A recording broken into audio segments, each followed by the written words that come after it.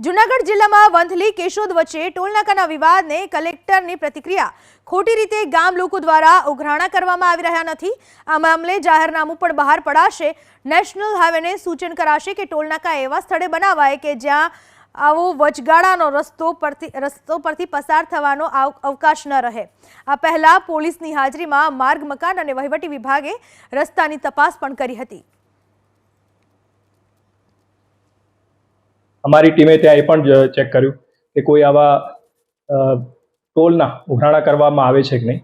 તો સ્થાનિક લોકો સાથે વાતચીત કરી, જે રાહદારીઓ તેની સાથે વાતચીત કરી તો જોવામાં આવ્યું કે એવા કોઈ અનધિકૃત રીતે ટોલનો ઉઘરાણી કરવામાં આવતી હોય એવું ધ્યાને આવ્યું નથી।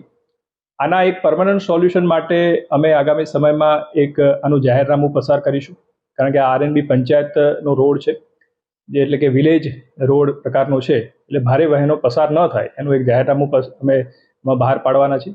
એને એવી રીતે આ પ્લેસ કરો કે જેથી લોકો આરએનબી પંચાયતના કે આ ગામડાના રસ્તા પરથી પસાર થઈને પણ આવે વ્હીકલ તો પણ એને ટોલ નાકામાંથી જ પસાર થવું પડે। તો આ જે ઇસ્યુ છે એનું એક આપણે એક પરમનન્ટ એનું સોલ્યુશન લાવી શકીએ એવી સૂચના અમે આપી છે।